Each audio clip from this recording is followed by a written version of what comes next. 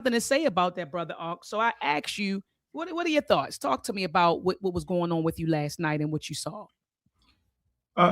Whenever I see a broadcast with people that's actually promoting FBA, I'll be like, so why they mad at Umar? And I always know Umar to be a person that's scamming somebody with the wild school, right?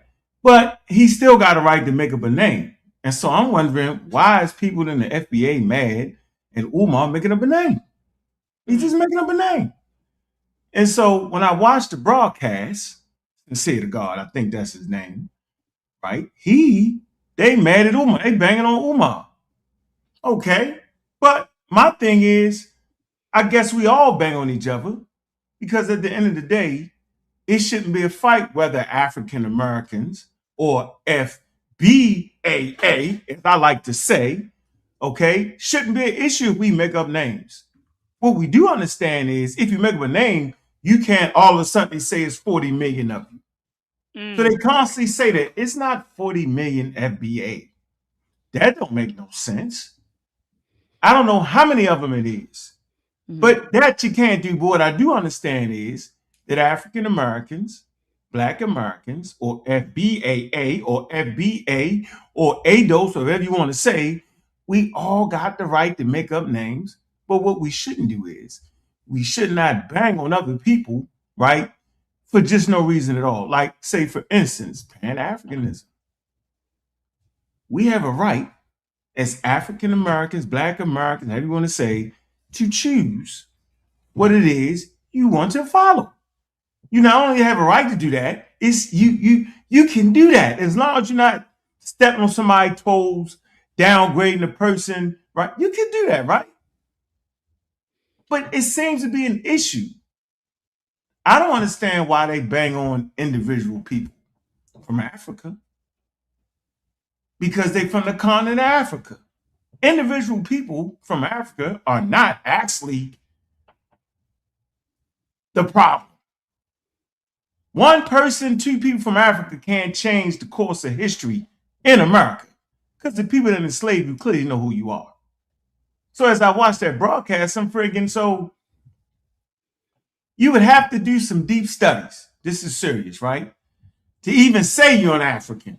Most African Americans, when you say the word African, they immediately think, the continent, okay? On this side, once you study, when you say African, you simply saying that you're embracing your ancestors. You don't literally mean that you're a continental African. Anybody that studied for real, right? Yeah, facts. You start to recognize that I'm just simply saying that 70 to 80 to 90% of my DNA takes me back to Africa, okay? And since I recognize that we were enslaved from Africa, we just want to, big up Africa. You could do that. That makes sense. That's why Jesse Jackson even came up with it in the first place, right? Like an Italian American. An Italian American doesn't actually have to be from Italy, but he's just giving homage to where his ancestors came from. So that's all people was doing. So to make up a whole movement based off of banging on Africa because we ain't Africans, we have enough sense to know that ethnically, our group started, our ethnicity starts actually in America. It's an ethnogenesis. We know this. So I'm just thinking, like, what's the issue here? The name calling is out of order. So I say, well, let me make up something. FBAA. And we have a choice whether we want to be Christians, atheists, Pan-African, whatever it is, but we have enough sense to know when it comes time to go to court. Come time to go to court for our reparations, we have enough sense to know that you can include, even if you follow being a Pan-African, you have enough sense to know that when you go to court, they're only going to pay reparations for those who were enslaved in America. And we got enough sense to know that. Right? Okay. We don't have a problem with people who promote Pan-Africanists. We don't really have a problem with that. You got people that promote their Moors. We don't have a problem with that.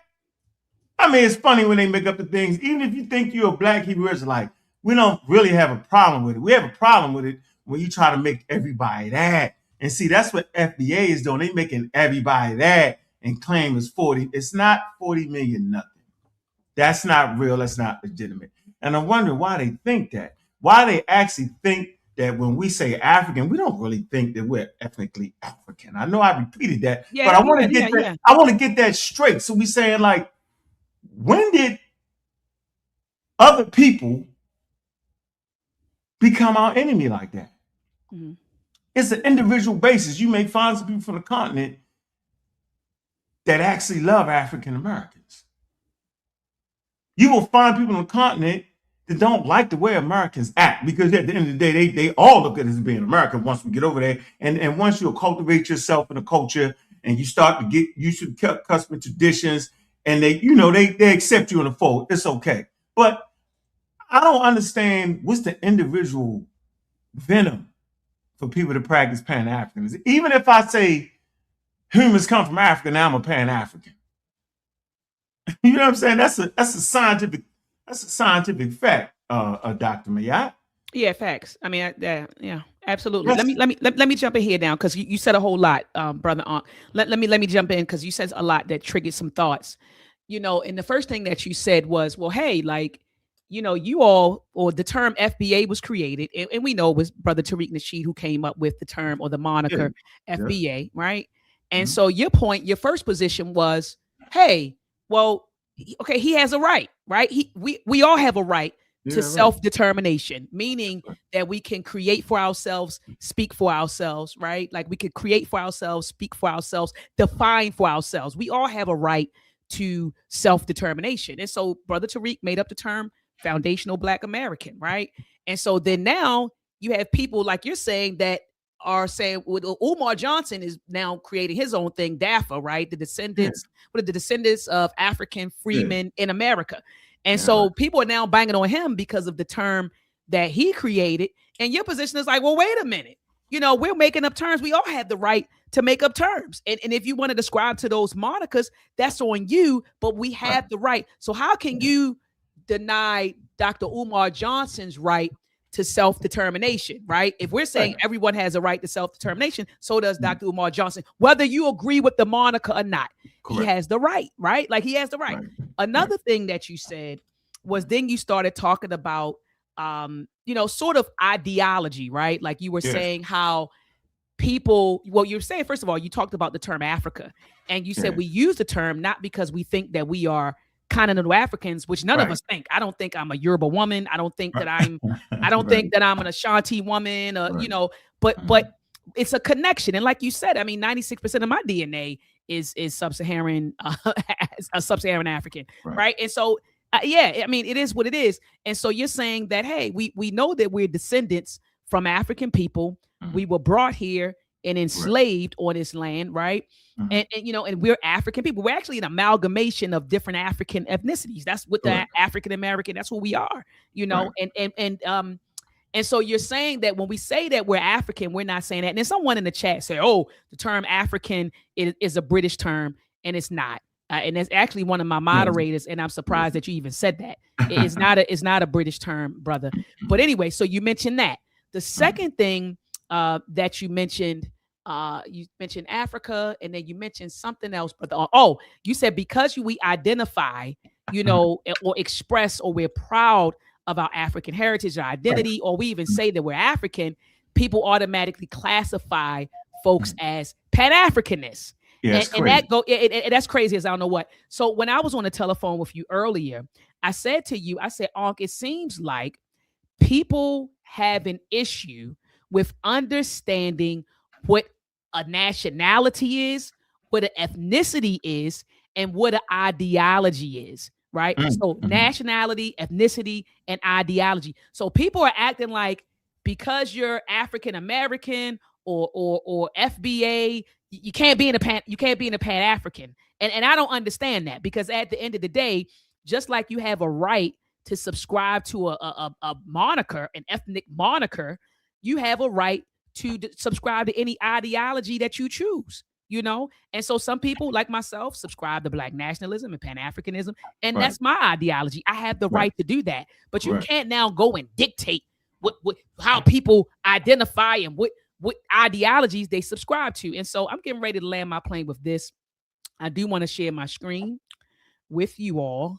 because we have to clear some things up, right? We really have to clear some things up, and so let's clear it up right now. Okay, let's start with the nationality. This is Chat GPT. Sometimes is Chat GPT wrong? Absolutely, but let's see if it's wrong tonight. A nationality is a person's legal membership in a nation state. It is a political and legal identity, usually based on birth in a country, okay, parentage or citizenship passed down, naturalization, a legal process of becoming a citizen. Nationality connects a person to a specific country and gives them legal rights and responsibilities. All right, that's nationality. Let's scroll right on up here to ethnicity. An ethnicity is a group of people who identify with one another based on shared cultural traits and a sense of a common origin.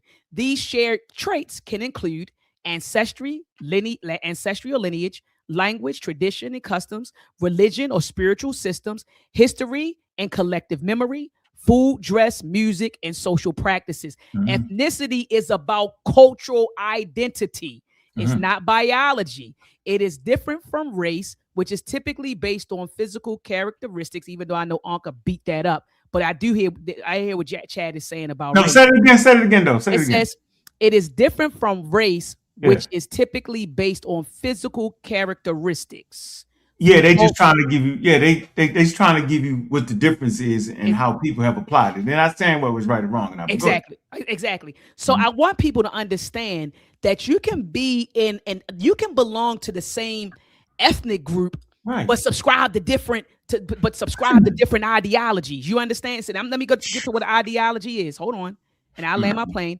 An ideology is a structured set of ideas, beliefs, and values that explain how society works and how it should work. It often shapes how people think about power, government, economics, culture, morality, human nature. And ideology provides a framework for interpreting the world and guiding action. So I want you to understand, guys, the difference between nationality, ethnicity, and ideology. So your nationality is where you live, is based on your birthplace, right? What country you belong to. Your ethnicity is the group of people who you identify with. So it's really it's your cultural identity. And then you have an ideology, a framework through which you see and interpret the world. So somebody can be an African American or a Black American or an FBA or whatever and have different ideologies. You don't have to. If you FBA or if you Black American or African American, now you can't be a Pan African. One is an ethnicity, and the other one is your ideology. And if people don't understand that all of these things can be true. I literally, my nationality is an American. I was born here. That's my nationality. My ethnic group, I am a Black American. I'm an African American. If you all want to say foundational Black American or ADOS, all of those monikers fit me. If we're talking about the lineage of African people who were kidnapped, who were prisoners of war, who were brought here and worked from Kansi to Kansi, fought in every war, fought for our freedom, fought for our freedom. That's the lineage I come from. So if that moniker is talking about that, then that's what I subscribe to. So you can be all of that and still have a different ideology, and it's okay. You know, you're not what they're not going to do, Ankh, and I land my plane. You're not going to bully me into an ideology. You get what I'm saying? Into an ideology. We was always here. We're the Indians. We don't like Africans. You're not going to bully me into subscribing to that ideology. And I don't care who you are. But go ahead, brother Ankh. I'm sorry. So let me share this. Let's share the screen on what my post was trying to make here. Yeah. Y'all ain't the only ones that can come up with something. So, you ain't right. Man, this thing is off the chain. It got 19 shares, 178 comments so far, and it's rolling, right? So pay attention to what I'm saying here. It says FBAA, Foundational Black African Americans. Are African Americans descended from the foundational Black American population of the United States. And we know who that is. That's those that has an ethnogenesis with small amounts of Native Americans, Europeans, and enslaved Africans. Goes on to say, watch this is an important part, with chosen ties to Pan-African and diasporic roots. So you can choose to practice religions, you can choose to be a Pan-African, that's your choice. Just like you said. Nobody's going to bully nobody, okay, and to tell you what you got to do. You can't bully a Black Hebrew Israelite and tell them you can't do that. You can't call yourself that. They actually can. Now this is the issue with me. When you call themselves that, and then you tell everybody else they that, and then you make up a pseudo history to support what you're saying. Come on, that part. That's my issue. Come on. Right? The Black Hebrew Israelites, okay, are actually those that was caught up in the slave trade that has an ethnogenesis in America that has accepted the Hebrew faith. You're not from Palestine, Judea. Your ancestors are not from that. So when you commit when you talk about ideologies and information that actually takes you away from your real history, that's when I have a problem, because now you're tricking people. If you just say, that's my belief, I'm converted to that particular religion, that's what I accept. See, that I can understand that. Same with FBA. My only issue, right? I ain't gonna say the only, there's a few issues. The fact that they want to try to talk crazy and reckless and not even have comprehension of a lot of things that they saying gets me. The next point is, when they had this wild, crazy ethnogenesis. Talk about that. Please unpack that. When they claim themselves to be part of some Black traders, right? And Black indigenous peoples, okay? That's the ethnogenesis in America. That's a bunch of malarkey. They made that up. Isn't that on the website? Can you bring that up? Isn't that on the website or something? Yeah, but they all, for some wild reason, they all deny the website. Please bring that up. Please bring that website. It's right here. Here you go. Yeah, but it's this, and I'm with you. I don't subscribe to those ethnogenesis that we are a mixture of some Black the Black people who were here before Columbus. They call it the indigenous Black people, and then the Black explorers who came before Columbus, and then the enslaved Africans. That's not the You can't even prove that. Yeah, that's you can't even prove that ethnogenesis story. No, and I agree with Brother Ankh. Anybody who is involved in serious study, serious deep thought or deep thinking, you would know better. You would know better. Go ahead, Brother Ankh. Okay, so all right. They all run from this and act like this ain't what's going on. It is what's going on. Foundational Black Americans, right? And they have 3 stars. What do the 3 stars represent? You can deny this all you want. 3 stars. It says the 3 stars represents the 3 groups who make up the ethnic group that would become foundational Black America. What's the 3 group Americans? So what's the 3 groups? Black Aboriginal people of North America. That's a lie. The Black explorers and traders who had contact with the Americas before Columbus. That's wild. Then it says the captives brought to the Western Hemisphere from Africa. That's legitimate. But the whole foundation of what they're talking about is wrong. And the way they consider themselves getting out of it is by having conversations saying, we don't, some of us don't agree to that. Wait a minute, bro. This is the website. This is the website. This is the website. This is what's going down. It's not legitimate. Meaning they trying to make it something that's really legitimate. This very thing right here is actually talking about a group of people that does not exist. This is the same thing they do with ancient African history. They talk about people that do not exist. The same thing people did when they was talking about Nabta Playa. The people that they talked about in Nabta Playa did not have mathematical astronomy. They didn't have that.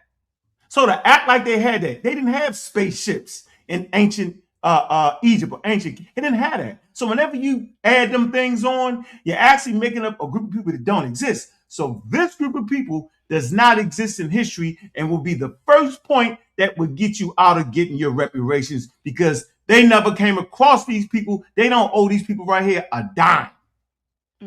because they're not real. There's no historical accuracy in it, and it's a pseudo history. But they all try, not all of them, but a lot of them say, we don't follow Tariq. What do you mean? We don't follow that. What do you mean?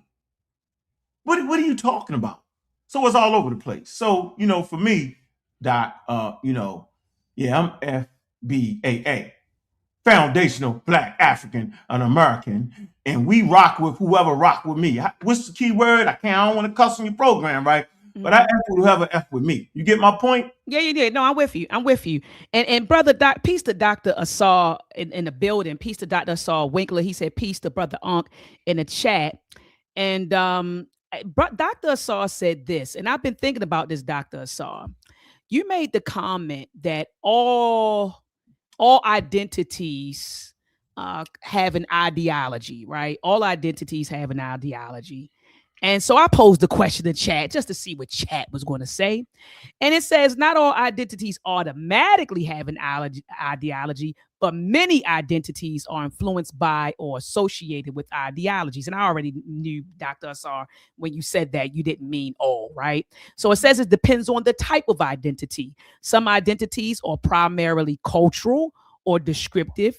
These do not inherently contain an ideology, though individuals within them may hold many different beliefs. So some identities, like we're talking about FBA, brother Ankh, and I know your position was, and I remember you said this, you said, well, if you subscribe, because I kept telling you, I said, brother Ankh, I like the term FBA. I told you that. I said, I like the term FBA. And I told you that, and I said, I like it because it does distinguish us from Black immigrants. So you'll know the difference between, and I'm talking about like amongst us. I ain't talking about white folks. White folks look at you, everybody's Black, right? But within us, it gets rid of this whole flat Blackness, right? Like this whole flat Black thing. Like you're not just lumping me into this monolith. Okay, like I understand my brothers and sisters. Okay, you may be from the Caribbean, you may be from here, but I understand I'm from here. I'm foundational. I'm not an African. I'm not a Black American who just got here. My family are foundational to this country. So it rings a bell. I love it, right? But you and Dr. Asar, your positions was, well, if you subscribe to this moniker, then you're taking on the ideology that, the beliefs of it. And from the website, then if you're saying you're FBA, then you believe that you are an amalgamation of those three waves of Black people. And while I like the moniker, I don't subscribe to that. So it says right here, some identities are primarily cultural and descriptive. These do not inherently contain an ideology, though individuals within them may hold different beliefs. Some ideologies explicitly ideological. These identities are built around a system of ideas. Okay. So it says examples of Pan-Africanism, liberalism, conservatism.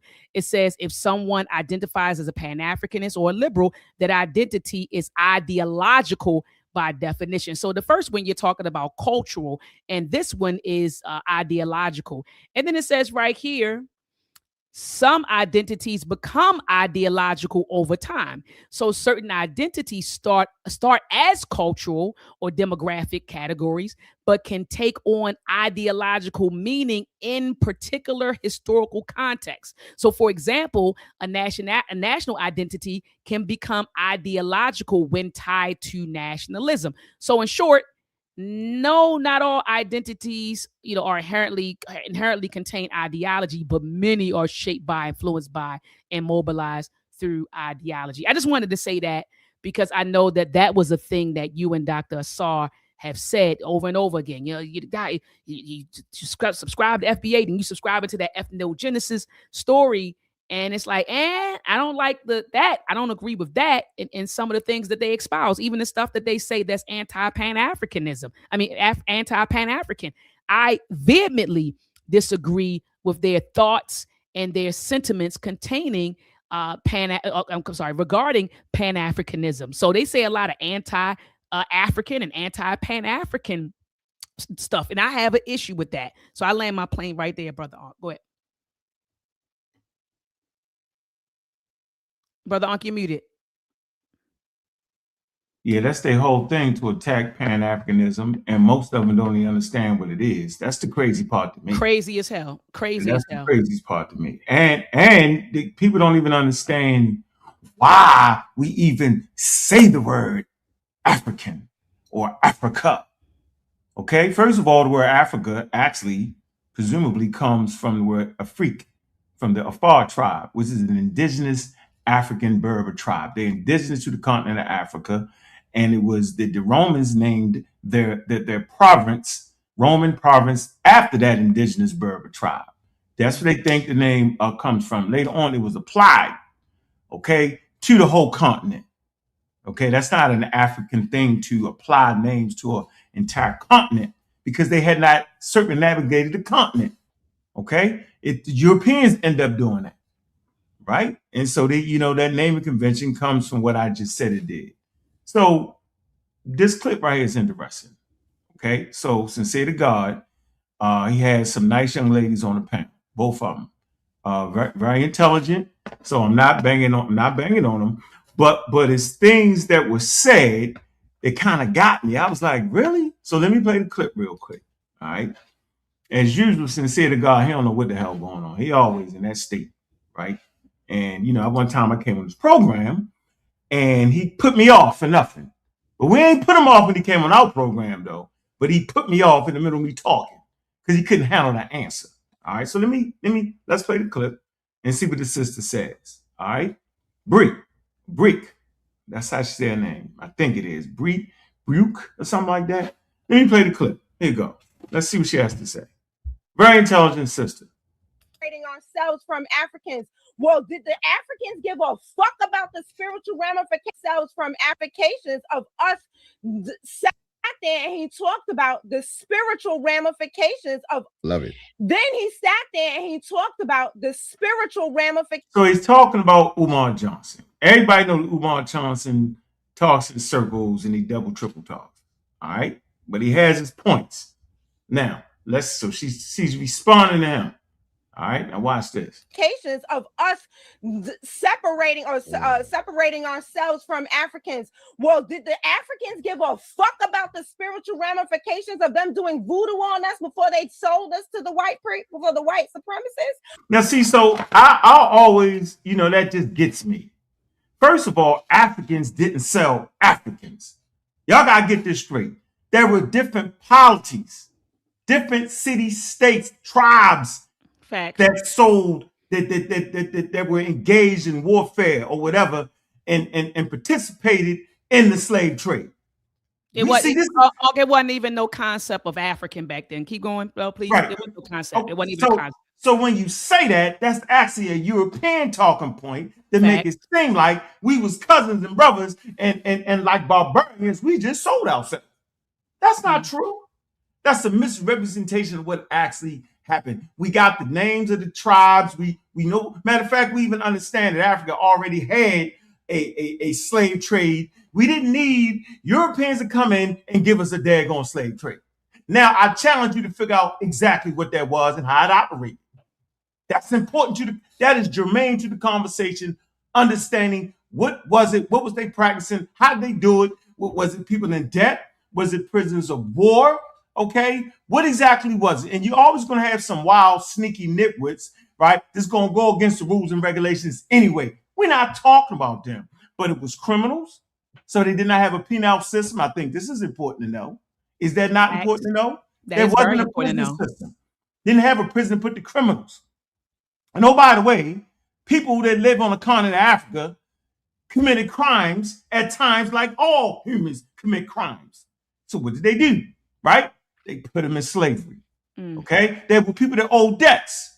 What did they do? They put them in slavery. They were people that worked in the households. They were people that were prisoners of war. Oh, y'all didn't know that people on the continent of Africa participated in fighting wars like all humans do on different continents. See that, Doc? So to say that Africans enslaved the Africans is basically a slur produced by Christians, by the way. Christians and European talking points that act like we just barbarians. Shoot today, man. I'm gonna get somebody. I'm gonna go ahead and snatch my brother up and go ahead and and put him in slavery. So that's a wild talk. But the next point. Voodoo is a social, cultural, indigenous system. Okay? I'm going to say this again. Voodoo, right? Part of animism is part of the indigenous social, cultural system by indigenous African people. No more than Christianity, Islam, and Judaism. I would argue there's different tenets, right? Different way they see the world. All that's very important. I suggest y'all study world religions. But to make that wild statement right there is absolutely wild, because at the end of the day, I ain't banging nobody's religion, but for the most part, they're probably Christians themselves. So, man, you talking about Africans putting voodoo on Africans. So they put the Christianity on you and you smile while you practice it. How about that? See, and we know that they put Christianity on us, right? So, because what? We talk about this all the time. They put it on you, right? Because first of all, Christianity wasn't even a global religion. I think this is germane to the conversation, Dr. Mayat. It's a social cultural system. It's a breakaway from Judaism, right? Christianity was a Jewish sect, okay, that eventually broke away. At no point was it a global system. It's a cultural, social system for particular groups of people. You can just read the text, okay? And when you read the text, it's not a global system. It does not become global until the Europeans apply it globally, and they do things like this. They say, we can enslave those inhabitants and take the souls to Christ. So now y'all done gave everybody a soul. Facts. So the last thing I'm saying is, so you talking about they put voodoo on you. What about the Christianity they put on you? They definitely put that on you. At least you was part of that system before you was enslaved. Some were Yoruba, some were Ifa, some were voodoo, some were different things. Some was a con. People, a con. Different social, spiritual systems. They ain't had to put that on you because that was your indigenous. That was part of your indigenous culture in Africa. If you studied Africa, you would know that. Not saying that you are African. I'm saying that your ancestors come from Africa. See, we got to emphasize that, right? And that's not a Pan-African talking point. That's a historical, educated talking point. I just wanted to say that. So yeah, they put Christianity and Judaism on you. No, Christianity, Islam, and Judaism on you. They ain't putting no voodoo on you. I don't know who this practice, wasn't it? There's somebody just put this in the chat 50 million times. Dr. Maya, you're going to try our hardest to get you off Hidden Color 6. I'm a two-faced snake. They funny. That's on your side. I erased it. They did it again. I can't see it. So let's discuss that. I'll discuss that at the end of this conversation, because what someone's not going to do is detract the conversation or derail the conversation. But I am going to address that. I just wanted to share the comment on the screen. Wanted to share that comment on the screen. So there was a brother by the name of Antonio Moore. He's a lawyer. And let me make sure that I share my audio, family. Yeah, somebody ain't going to derail that. Yeah, they do all that stuff and won't pull up in your face, though. See, I am. You know, I like to fight anyway, Ankh. I like to fight. I'm not going to fight you in the chat. You want to fight in the chat. Here's the link. Pull up. And one thing I am going to say, and I did say I ain't going to let nobody derail it, but I do want to say this, Ankh. I'm going to say this. No one is going to ever bully what I do. Who I talk to, what I do, what I subscribe to, what I call myself. You don't control me. You don't control me. And I want you to understand that. No one will dictate my moves. I control me. I want to get that straight. I want that to be known. Anyway, Antonio Moore, this brother, he's the brother that helped to found ADOS with Yvette Carnell. And when Jesse Jackson passed, he had this to say. He was upset. He was like, one of the biggest things he left us was the fact that we call ourselves African American. And he was like, and I'm against it. And he went off about it. But here we go, y'all. Here we go. So what is the discussion? The discussion is, for many of you that are born post, say, like 85 or so, you believe that this concept of Pan-Africanism and being African American was a normal part of Black identity in America. Why do we lump? Why is he? He straight up lumped identity and ethnicity together. So you African American and Pan African. Why are we talking? One is an ethnicity. The other one is an ideology. Why are we lumping them together? Here we go. We call it ignorance. Very, very much. He's a lawyer. Prior to it was always here. No, this was an introduction in not any kind of planning, no kind of real research or anything else, just some cobbled together stuff that now has left a generation of people in America that really need a political awakening, blockaded from politics because they think that they're African. We don't think we African, Brother Ankh. Because you subscribe to, because you call yourself American, that means you think you African. That goes back. This speaks to your point earlier when you were saying that people think because you say I'm African American, did you somehow think you a continental African? And that's not true at all. But here we go. Let's continue. But then they'll never go there and don't even know that it's not a place. It's a continent that is so diverse that it's like it's not a place. It's a continent. I thought a continent was a place, but here we go. World American. A movement led by, this is the original article in 89 out of New York Times, talking about this movement by Jesse Jackson, again, 89. Not 62, not 33, not 1905, in 89. A movement led by Reverend Jesse Jackson to call Blacks African American has met with both rousing approval and deep-seated skepticism in a debate that is coming to symbolize the role and history of Blacks in this country. The term used for years in intellectual circles is gaining currency among many other Blacks who say its use is a sign that they are accepting their difficult past and resolving a long ambivalence toward Africa. The term has already shown up in the newest grade school textbooks, been adopted by several Black-run radio stations and newspapers around the country, and appeared in titles of popular books. And the conversations of many Blacks as they warm to the idea and speak of visiting Africa one day. In the chat, how many of you or your family members have visited Africa? And for those people that visited, please tell me if it was for over. So we had to visit Africa, Brother Ankh, in order to, I guess, big up or to recognize that our ancestry comes from Africa. We actually have to go there. That's what he's saying. That's what he's saying. So it's like it's both sides wilding out for no apparent reason. And they're wilding out through their complete ignorance. It's ignorant for a lawyer to speak that way. I've never stepped foot in Africa. What that mean? I go to Africa in books. I go to Africa, do documentary. I can do that. I don't gotta go to Africa to love Africa. Right. You feel me? Like, who says that? But a person trying to divide and start. I'm telling you, it's very, listen, given the fact that he's a lawyer, that means he can read and write at high levels. That's right. That means he's scamming. He's really doing that on purpose to cause some kind of rift to bring everybody into his thing. That's what it boiled down to, Doc. Remember, I kept saying, I don't understand why people don't understand how, one, white people know who the hell they enslaved. Why we keep thinking they don't know? Why they keep acting like they're going to pay when it come to money, money talk, bull crab walk. When it come to money, they know who they're going to pay, who they're not going to pay. Even if they don't pay you, they know who they're not going to pay. You get it, Doc? Like, that's not up for bargaining with them. They definitely ain't paying nobody that they did not. America's not paying nobody that didn't actually enslave. Kid, what you say out your mouth? They're not doing it.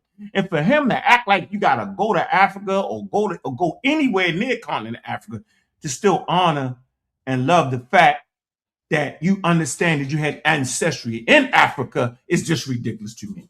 It's a scam at this point for me. Like, I can't fathom a world where a lawyer would not understand that. He's doing it on purpose. That part, that's what I'm thinking. I can't fathom. Like you said, he knows how to read and write. And so, like at this point, what's your aim? What's your motive? Scamming. In the chat, if you have visited Africa, please tell me if it was more than one place. So you're going to be here in this country called America, built America, and define yourself on the idea of a place that isn't a place. It's just a bunch of places cobbled together. There's a place that, hold on. I just want to talk to. Is it me? It isn't a place, but it's a bunch of places. He said it's not a place, but it's a bunch of places cobbled together. You can't make this stuff up. And I listen to people. I said, listen. You love words. Yeah, I'm listening to him. Okay. I know what he's saying. Doc. But go ahead. He's saying, watch this now. He's saying that we don't actually know the exact country that we come from. Right. Or tribe or clan. Watch this. No shit, Sherlock. That's why we said Africa. That part. That I'm saying I can't fathom a world where he doesn't understand that. That's why it's called slavery, because it erases your heritage, custom, and traditions. That's why it's that, because it's the great eraser amongst men and women. That's why, bro. You mean tell me you don't know that? Knock it off. They playing. They playing in front of our face. They playing. Yeah, they play it. Yeah, they play it. And then he goes on to play this documentary of an African sister talking about slavery. You know, so I just want to check it out. It's only like 1 minute today. Let me make it clear. Can I make it clear for everybody? Please, in the chat, support the channel, tonetalks.net, or use Super Chat.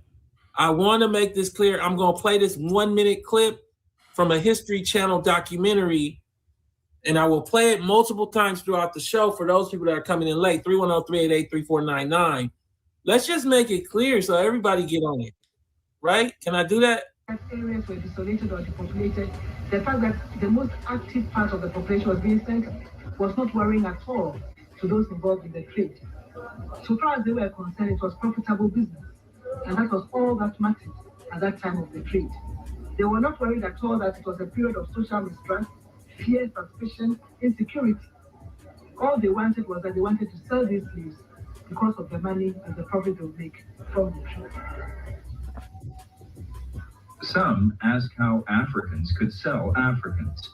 It's not a question people in those days would have understood. You didn't have a concept of Africa among the people who were involved in the slave trade and so on. This historian just said, you did not have a concept of Africa. Didn't. The prior lady was talking to how there was no concept of blackness. So we cobbled together a unification that did not exist in the actual continent that we cobbled it for. Let's go back. Let's play it again, just making sure people... Hold on, Doc, stop that. The lady is speaking to the point why you shouldn't be saying what you're saying. Exactly. Exactly. You can't make this stuff up. You can't make this stuff up. No, we gotta check. We gotta check them. We gotta check the degree. I don't know. Now I don't know. Now I don't know either. He said he's a lawyer. I never saw the degree. I'm not sure there, bro. I don't know. That's what he was saying. That's what the woman said. She said it's no concept, because you keep saying African sold African. She's like, no, it's no concept. And she goes on to say that it was a business. You know, it was a business. You know, it wasn't no concept. It's part of their system. It's part of their social cultural system. You have to get into the intricacies of that system to know what's the difference between when colonial powers did it. Were there any differences? I think it's a great educational spot for those who had the time to do it. But he's a funny guy with that one, though. Yeah, wow. Then he's like, I'm gonna play it again, and he plays it again. And I don't play it anymore. Nah, look, hold on, let's go back. Hold on. So he goes. Hold on. Did he? Why he must didn't watch it first? Let me see what he says right here. Version of Wakandization of Africa. Being black or being white has become an issue precisely. Hold on. Let me get through this one. For a number of historical reasons. And one of the main historical reasons has to do with the inequality that has come about because of the slave trade.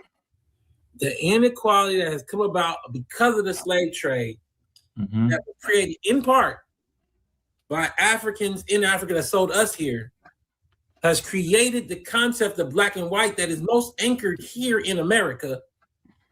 And we're going to then redefine our identity in a reaching aspiration of a fantastical version of Wakandization of Africa.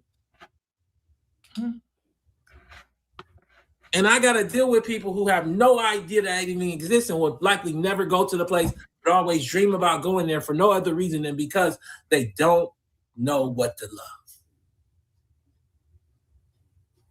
So he's saying that we're defining ourselves based on a Wakandization of Africa, not understanding that we chose the term Africa, one, because we don't know exactly where we come from in Africa. And then two, because the African American is an amalgamation of various African ethnicities. I don't understand, Brother Ankh, why that's hard to understand. Say that again one more time. An amalgamation of what? We are an amalgamation of various African ethnicities. So, that's why he chose African American. One, we don't know we're from. We don't know the exact ethnicity from which all of us, all of us are amalgamation, first of all, of various African ethnicities. And no, we aren't clear on where we descended from exactly, and we don't know. And then we're a mixture of so many, African. Maybe we came from Mars, or maybe it's Mars somewhere. Maybe it's somewhere in America. You know what I'm saying? Maybe it's that. Is that what he tried? Come on, man. Come on, that's why we chose that to give homage, right? Because that's what slavery does. It breaks away the very fabric of your humanity. Part of your humanity is understanding who you are, right? Who, what, when, where, and why, right? That's humane for us to know. That's why we study the stars and spend billions of dollars. They want to know how did Earth get here. That's part of the great question. How did life get here? That's the great question. But slavery destroys the great question. It puts you in a state of puzzlement of where you came from. Like okay, so you're trying to figure out this framework, how to act in the world, different customs, different traditions. I talked about this a while ago on how we carry on certain cultural practices without even knowing it, not even understanding it. It's embedded, right? But the point is, we lost all that. Matter of fact, the funny part about it with the voodoo joke that the lady tried and got upset about, it was illegal to practice your social cultural system in America. Mm-hmm. It's illegal. You couldn't raise an altar to your ancestors. Mm-hmm. That's why Haiti was so successful, not because it had a magical power, but what it did was it caused the unity. An unbreakable force of unity and working togetherness and having a purpose. That's why it's important to treat each individual, right, as an individual. Yeah, and I want to say this. Someone said, I challenge you to debate Tariq on Pan-Africanism versus FBA delineation. I don't like FBA delineate. FBA delineation isn't an ideology. Pan-Africanism is an actual ideology. So why are you asking for an ideology versus what would you call delineation? I guess an action, a prerogative, an action, a prerogative, a choice. Like, what are we talking about here, right? Like, if someone chooses to delineate, that's a choice. People say, I want to delineate, and that's their choice. Like, they can.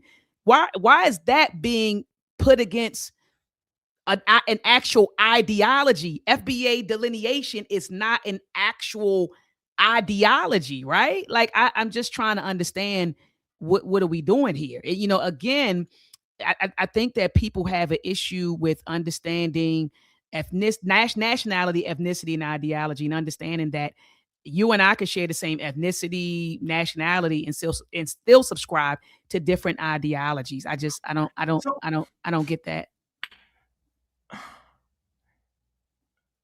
I never understood why anybody thought that the colonial powers that end up bringing people from Africa to the Americas didn't know who the hell who they was. You ain't get delineate. You was already there. When you had that ethnogenesis, listen to what I'm saying. The ethnogenesis separates you from any other people on planet Earth. There is no other. I tell you what, I challenge the FBA. Give me a group of people on planet Earth that are ethnogenesis with the Native American population, colonial powers, and indigenous Africa.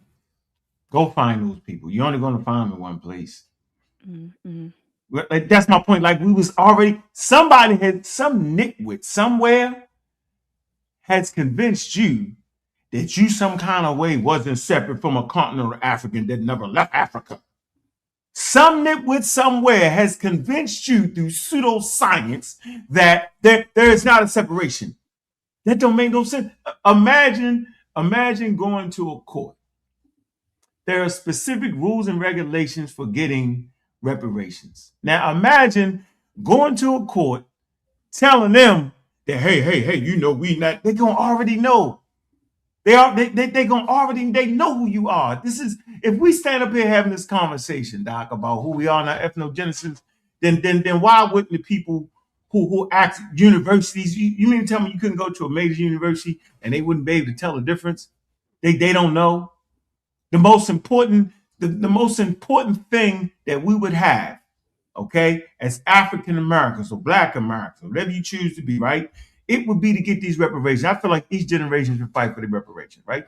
But are you telling me that there are not set rules and regulations for this reparation thing? It would have to be, right, Doc? And it would only include those who got enslaved in the America. Am I messing this up or something? Am I tripping? Or we need to separate ourselves. Okay, so we need to separate ourselves from, say, like the Nigerian. Watch this. That comes to America, has some kids, and his kids say they're African Americans. You can say what the hell you want to say. Because last time I checked, Chinese, how long has Chinese been in the country? They still what? Chinese Americans, ain't they? Yeah, facts. And all of them wasn't born and raised in China, was they? No. How about Italian? Do you think everybody that call themselves Italian Americans or Polish Americans was actually born in Poland and in Italy, Doc? No, they wasn't. You know what I'm saying? They wasn't, but they still consider themselves Italian. They don't change. It doesn't change. So you being an African American doesn't change. A Nigerian American is ethnically a Nigerian American. So let me say this, Doc. Let me rev it up a little bit. Let me rev it up slightly. Let me ask you this point. Mm-hmm. Are African Americans more culturally and socially more closer to European Americans or white Americans or continental Africans? You said, say that again. Are we socially, culturally, right, religiously, more tied to white Americans? No. Or continental Africans? I would say continental African, if I had to choose between the two. Okay. The answer is we're more socially tied to white Americans. I would say Africans, and let me tell you why. I'm thinking about the Africanisms, you know, the African cultural elements that exist in African American culture. But I can understand the point. We would have to unpack that. But I would say I would lean towards, I'm thinking about those Africanisms. You get what I'm saying? Yeah, but I tell you what, our food, the way we eat our food, I'm just saying that the dishes we choose, just listen to me, the way our religion, right? Our shoe choices, our Jordans, the way we hold out, all that, even with the Africanisms, right? If I was to show you an American, a white American, watch this. Oh, let me do it this way.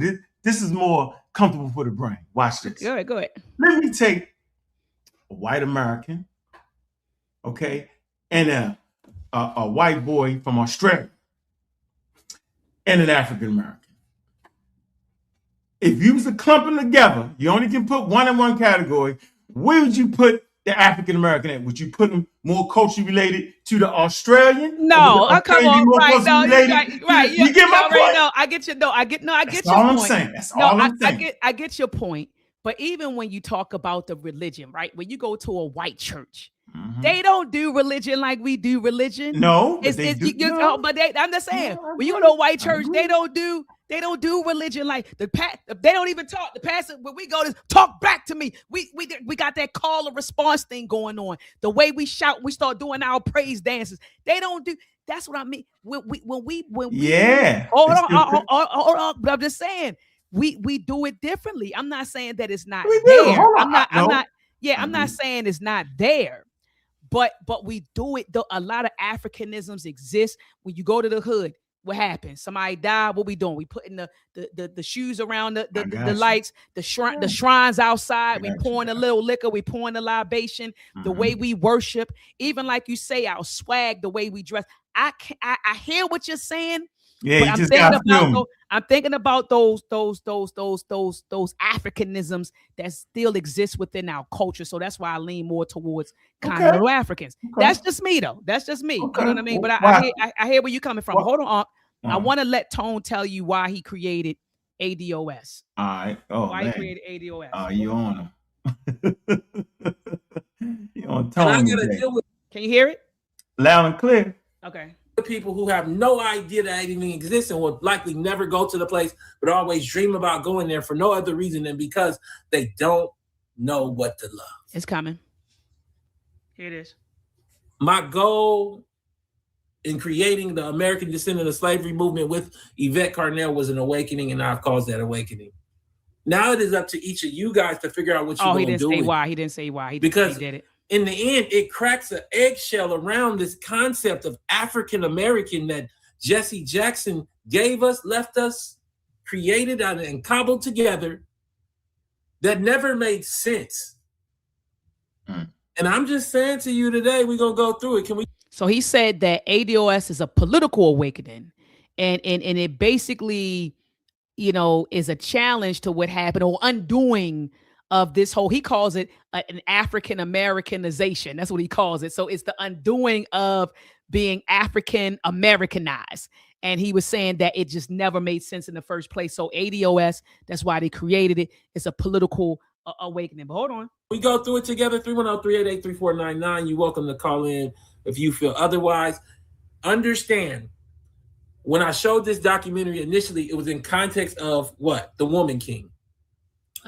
So one of the vestiges, one of the branches that comes off of the African Americanization of Black folks in America is a recreation as though the roots narrative where we were just stolen off nobody sold any slaves, where Woman King that recreated the narrative around the Dahomey tribe who were mass slave traders gets erased and replaced with a Black Panther Wakandization of the history of what happened to your family.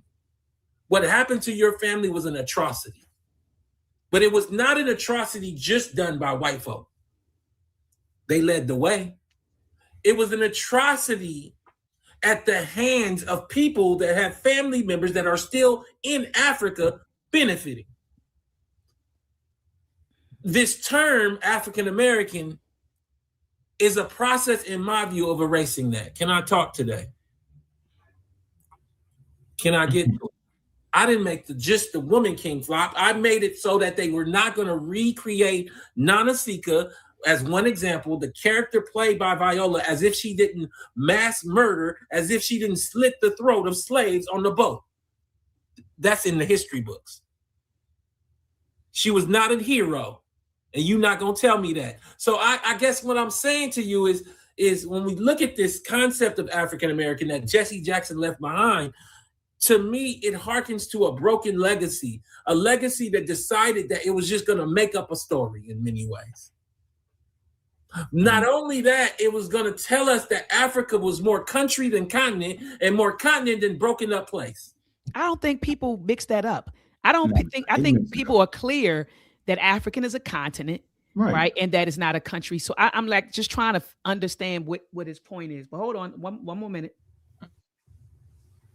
How the Reverend Jesse Jackson helped popularize the term African American. The Reverend Jesse Jackson, who died Tuesday at age 84, helped push for the widespread usage of the term African American as a way to reclaim cultural identity. Right. To reclaim cultural identity. Right. These people have no idea what they're saying. They just are using fantastical terms as if we were lost then found once they gave us a term that did no research to figure out what the term was going to be. They didn't research this term. They just decided. Wow. To be called African American has cultural integrity. It puts us in our proper historical context. Jackson said at the time, Every ethnic group in this country has a reference to some base, some historical, cultural base. I agree with that. I agree with that 100%. In the chat. Why you stop reading that? No, he gonna keep on going. He gonna keep on. Play this clip again. I want you to think about what Jesse Jackson was quoted saying right there in the context of this clip, and let me know. No, I'm not. I can't play the clip again. I don't. Yeah, but let's see what Dr. John Henry Clarke said, right, about the term African American, right? Oh, and this that's my favorite video. You already know. You put me on. Hold on. Let's see what Dr. John Henry Clarke said about African American, or using the term Afro American, or even using the term Black. Let's hear what the great Dr. John Henry Clarke had to say about it. You're saying, in essence, that there's no such thing as a race. Oh, I maintain that race is the phoniest issue ever invented by the mind of man. The European invented and developed the concept of race. There's really no such thing as a race, because nature created no races. The whole race is a man-made thing, you know. Well, how did people get to be French and English? Well, different climatic conditions and migrations and amalgams of different people, and migrations of people into your country, migrations of people out. All right. Now, this is an ethnic grouping as against what we call race. If you go back and you look at an old dictionary, you won't even find a definition for a race. Race grew out of the pseudo-scientific development of Europe. And this is what Rogers was addressing himself to, and saying that according to your rule, which is ridiculous, a lot of you belong to us. Well, in another context, if race is arbitrary, then could we say that being called Black was a political term? It's a political term, and a term which indicates our self-awareness at this juncture in history. And I think we really need it. We need to really bathe in Blackness for a while, but I wish we'd get the bath over with and go on to something a little more important, because Black in itself is not an ethnic term. Black tells you how you look, but it don't tell you who you are. We are essentially an African people. Wherever we live on this earth, we're essentially an African people. And we relate to the millions of African people throughout the world, including the uncounted millions of Africans in Asia. The word Afro-American or African-American would probably be more appropriate and more honest and more in keeping with what we actually are. Because all of us are not positively, physically, real jet black. And so the argument now sometimes is between the supernationalists and the mild nationalists and blacker than thou. When Black is a state of mind, a state of attitude, a state of approach to things that can exist in almost any of us, including from the blonde Black person to the jet black. And the jet black can be traitors, and they can be patriarchs. They can be a whole lot of. See, we've been everything in history from saint to buffoons. We're a complete people, and we need to start looking at ourselves as a complete people. And I think that once we convinced ourselves that we're Black and beautiful, we'll stop saying it and just go ahead and be Black and beautiful and release a whole lot of energy for more important things. All right, since you said, see, brother Ankh, when you told me to watch it, I went and watched it. It was 25 minutes, and it was a great 25 minutes. I watched it. You told me to watch it. And this 2 minutes, this 2.5 minute clip was fire. The first thing he said was race doesn't exist. And he said it was a pseudo-scientific idea. He said that. 1974, though. He said in 1974. 1974. And then he said, brother Ankh, Blackness tells you, what did he say? It tells you, it doesn't tell you who you are. It tells you what you look like, but it doesn't tell you who you are. Yeah, then he said, state of mind, like a state of mind. Yeah, he said, but we really are African people. He said, no matter where you are in the world. Yeah. And then he said that African he feels people, like African American and even Afro American would be the more suitable term for us. Then I wonder what people are going to say. Now, Dr. John Henry Clarke, who is what people would consider African American, Black American, FBA, he's one of us. What are y'all going to say now about him? Are you all going to drag him now and say he didn't know what he was talking about? Is that what's getting ready to happen? Go ahead, brother Ankh. So, he's part of my 5 horsemen. Dr. Ben, John Henry Clarke, Hubert Harrison, John Jackson, and Chancellor Williams, right? And I know for sure 4 of them are non-believers, right? And Chancellor Williams said at this point he don't even know why he's a Christian. He said in his book, people don't even read the works, and I'm telling you, man. So listen, his eyes are wide open. Once you become scientifically literate, scientific literacy does not, tell you what to think. It teaches you how to think. Okay, it allows you to see the world for what it really is, man. And that man is very clear on what he's talking about. It's shocking to those who don't understand what the man is saying. It's outright shocking, right? And so that's why I fought so hard, because I knew I was standing on the shoulders of giants. Right. I know that I wasn't the first person to fight this way.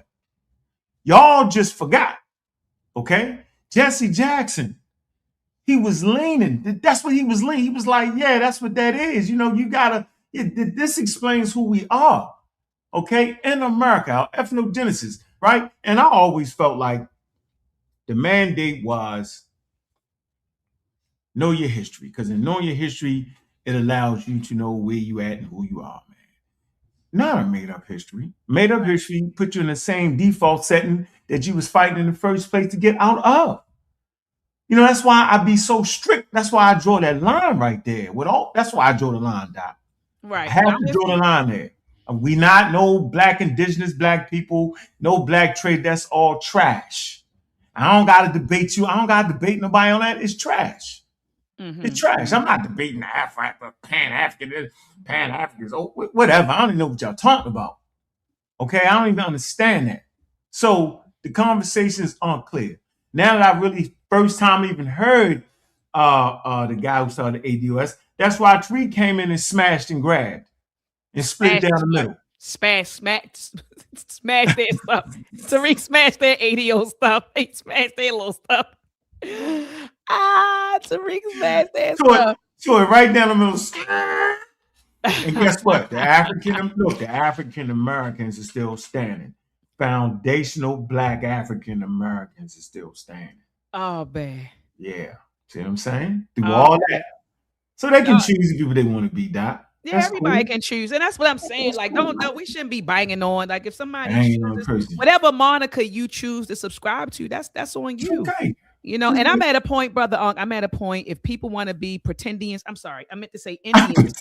If people want to be Indians, I'm gonna let them have it too. You know what I mean? Like, pretending. You know what I mean? Like, if you want to be, if you think that you are indigenous and you are a Native American, you know what? There you go, Ankh. I'm at a point. It's you have the right. That's where I'm at. You have the right to do that. Exactly. If you say you're a Native American, but I do want to go here, Brother Ankh. Where you going there? You had some power. That's some powerful clips right there. I've never seen that before.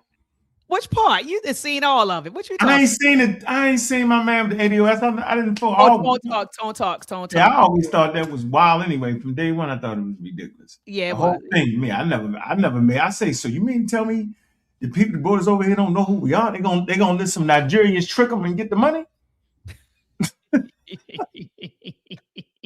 You kept saying that to me when I was like, I want to distinguish. You was like, you think they don't know who you are? You was like, you don't think they know you?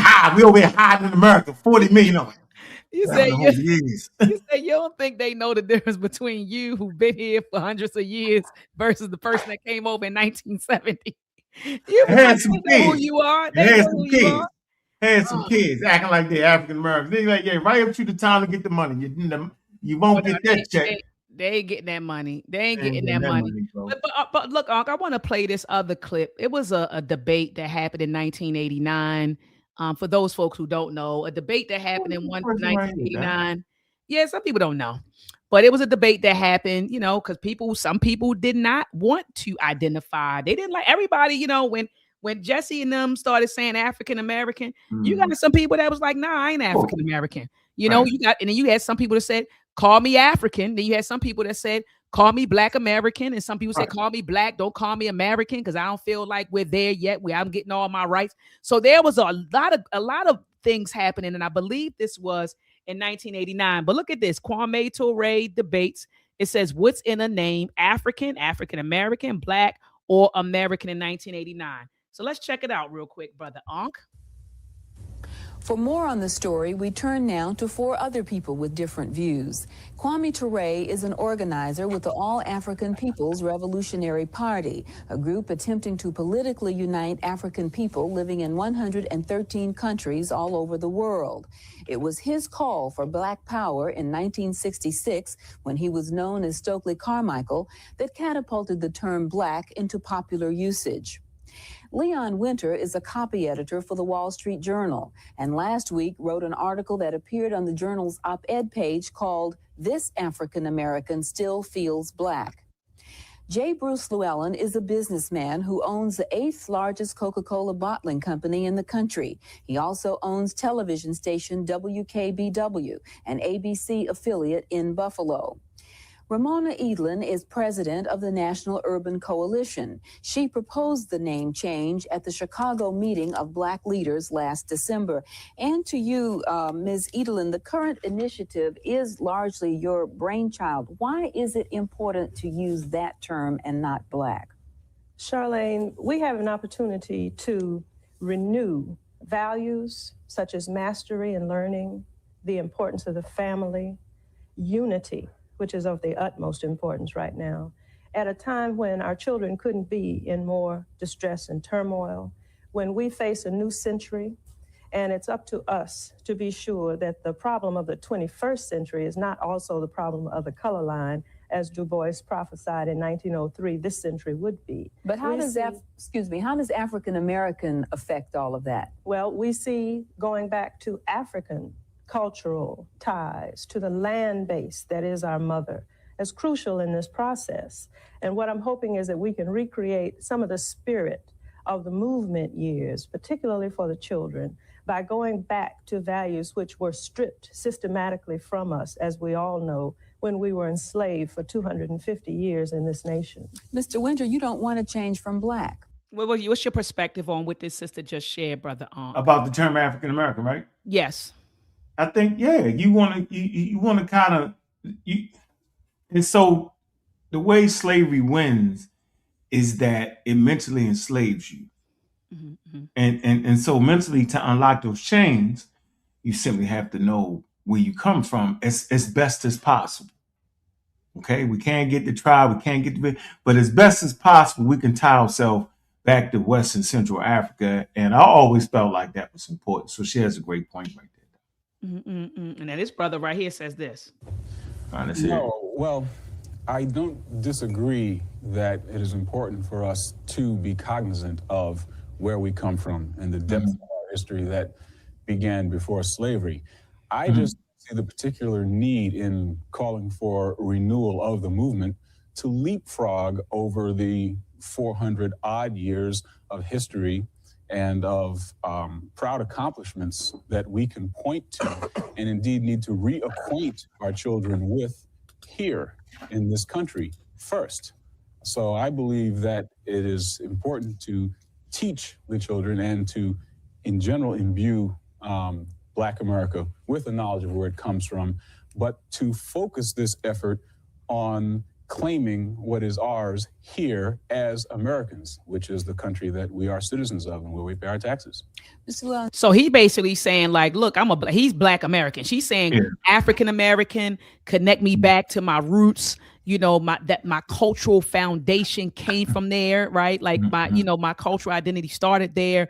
Let's reconnect with those roots, get those values and the principles, you know, and instill that in our children. And he's saying, well, just call me a Black American. I mean, we could teach about I could teach the children about where Black American comes from, but we have history here for 400, 500 years. We could teach about that African stuff, but we have a lot of history and a lot of culture here that we need to be focused on. So what's your thoughts, Brother? I agree with him 1,000,000%. That's why we FBA. Let's go to the next one. I just want to show all the different perspectives. And then that's a great, I agree with that too. See? Yeah. See, but he doesn't know within the name contains that though. See, because you ain't a white American. Right? Okay, well, go ahead. You make a great point. The term American. Well, He just saying don't, and this brother right here is saying don't call me African American, Black American, just call me American. Hold on. Oh man, you gotta get him out the game. my years on this earth, I've been called about. Mr. Llewellyn, you prefer the term American. Well, I guess in all of my years on this earth, I've been called about 5 or 6 different things. I've been called Black. I've been called Afro-American. Now we're talking about African American. I've been called Negro. I've been called colored. And what strikes me as a continuous theme or theorem in all of this is the fact that we never have been called full citizens of the United States of America. And what I'd like to see accomplished once and for all is that we are considered as full citizens and have all the rights and privileges there too. All I see is that people in Russia, people in Poland, people in Nicaragua are all packing their bags and heading for the United States of America, feeling it's some kind of panacea or a great place to be. And there must be something here that brings all these people. All I'm saying to you is that I think it's a disgrace that we have been here for well over 200 years and we have not enjoyed these full benefits that a lot of people have come here generation after generation and gotten. And I think that's the key. That's where we ought to go. I'll be very honest with you. If I had my druthers, I wouldn't be worrying so much about whether you call me African American or not. I would like very much to see throughout this country, as other groups have put in museums called Holocaust, to see slavery museums which would show our suffering, our contribution over the years up until the year 1989 as to what we have done to give something to America. I think to try and leapfrog back and take youngsters in 1989 and tell them about our agrarian background in Africa is almost impossible at this point in time. The other problem with this is I listened to one gentleman on the thing say, well, during the campaign, we talked about Michael Dukakis as being a Greek American. Well, Greek American pinpoints a country called Greece. African American does not pinpoint any country. It is a continent. And therefore, either you're going to play a game called European American or African American, or otherwise, again, we still haven't been able to refine ourselves down to where we come from, whether we come from Nigeria or Kenya. All right, well, let me just go to... Now, first of all, so he chooses, this brother's saying he just want to identify based on nationality. It seems like he's like, look, I'm clear. We were enslaved. We did a lot of things. We made a lot of, contributions to this country that need to be, highlighted and even institutionalized via museums, right? Like it needs to be preserved and taught and institutionalized. And so that's what he's saying. And he's like, but I don't know if right now in 1989, if we should be talking about, our ancient past, and he's like, nah, I don't know if that's it. And so he's just saying, just call him an American. He didn't even name he didn't even suggest an ethnic, a name for an ethnicity or a group. He just wants to be identified. He just wants to identify based on nationality. I'm here, I'm in America, but he's like, yeah, I'm not doing all that African American or Black American stuff. What are your thoughts on that, Brother Ankh? That once again, that's his choice. That is his choice. And whether you like it or not, there's going to be a cultural difference between in America with against white people, what we call white people and Black people, and that kind of speaks to the conversation we had a little bit earlier, Doc, when I was saying, and you made the point that we practice Christianity different. Yeah, we do. We actually can in some churches.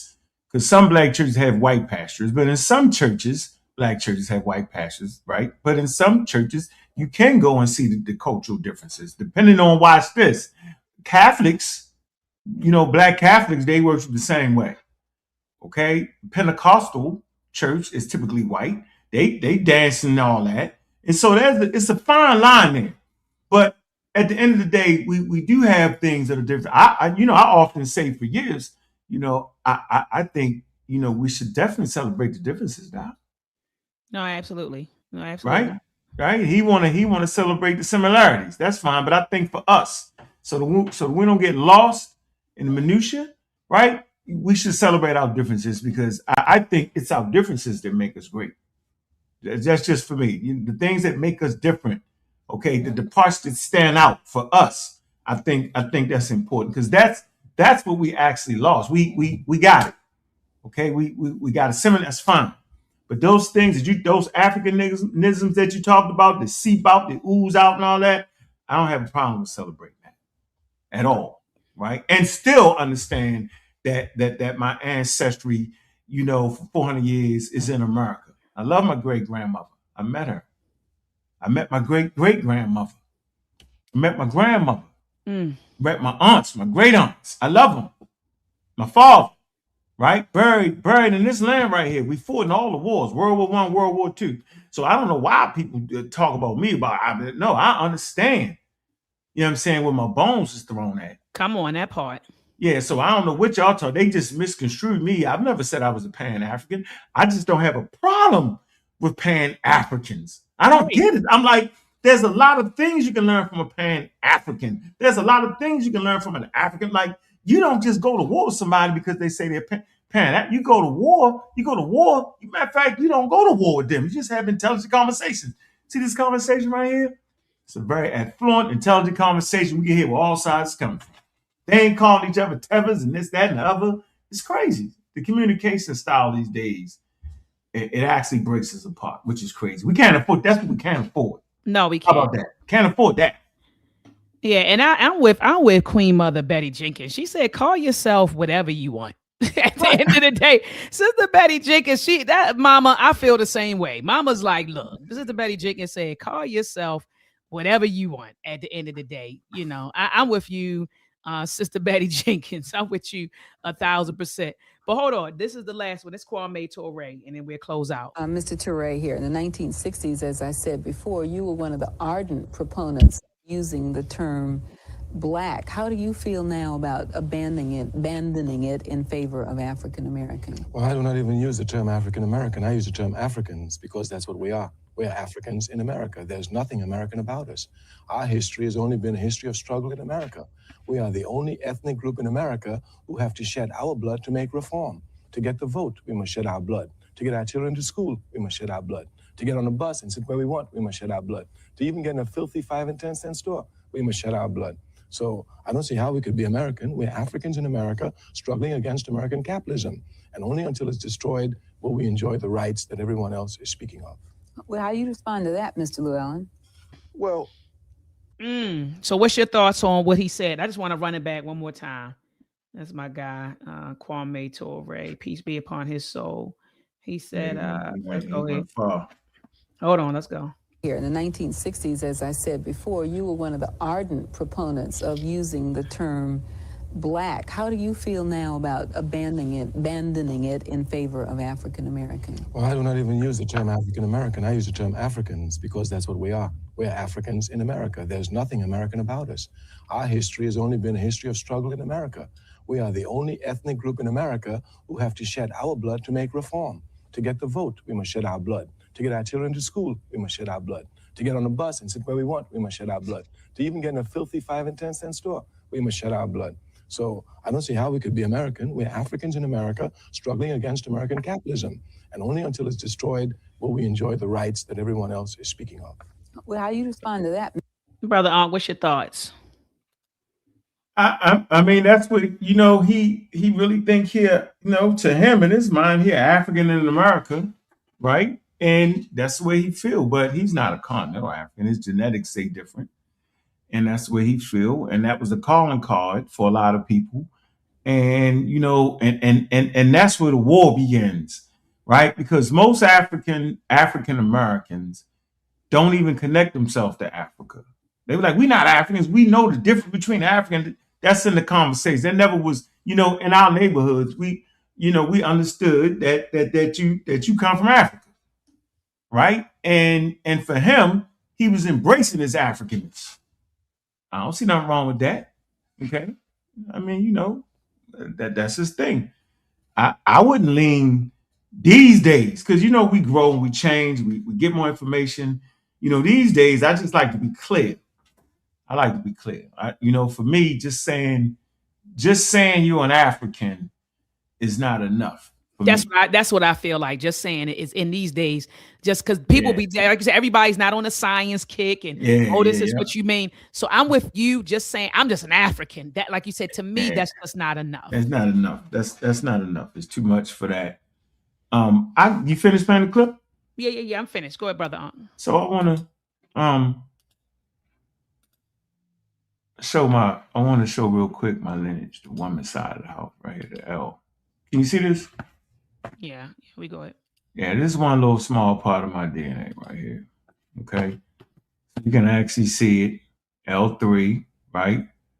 And if you look at it right here, you'll see Somali. You see Somali, East Africa, 70.33%. People in Nigeria, 67%, and so on, all the way down to Fulani, Lake Chad. And, you know, if you read the test correctly, it's not saying that I'm a Somali. It's just saying that this L3 marker is found in high rates in the people of East Africa. That's what the test is really saying. And so it speaks to your point earlier that we are different groups, different markers, right? Amalgamating in the daggone Americas, ethnogenesis. So you can't deny that the African aspect to you. And so you got an article right here in the Journal of Science. It says genetic studies clarify African and African American ancestry. It just is what it is. Okay, so not only do we have an ethnogenesis that's different from everybody on planet Earth, it's in your genes. It's in your genes. So we have the ability now to stand up and say, yes, our people come from Africa, no doubt about it. Okay, and we lived in America. We formed a whole unique group in America called African Americans. And I think that's a powerful thing there, Doctor. We can actually crystallize that, at least in our brains now, that we don't got to fight against continental African people for what? For what? All the way down the line, we connected to them. Well, hell, all humans is connected to Africa at the end of the day. But I think that right, if you won't get slick with it. But I just think it's important for us to have clarity. And I'm never fighting again. I'm never calling an African person from the continent a tether. You know what I'm saying? I'm never thinking they taking my jobs. Like, that's guy, I think we talked about it earlier. It's like a European talking point, right? Absolutely. Make you think that the immigrants is taking your jobs. Huh? Like, what are you talking about, man? We here for competition. You're gonna compete, you're gonna be on your A game, not gonna play around with this thing. Gonna be focused. And why are you even worried about, you know what I'm saying? Why are you worried about people that's looking for something better than what they got? Some people are actually looking for things. You should want for your brother the same thing you want for yourself. That's how I feel. There's enough room for everybody. I don't understand it. That's right. That's what I'm saying. That's what I'm really saying. Why wouldn't I want, right, for another human, one, right, to have some kind of peace, right, earn some kind of way, okay? Then, if you're from Africa, I understand my ties to Africa. It's all in the genes, right? It's all in how we got here. Why wouldn't I want to see them flourish?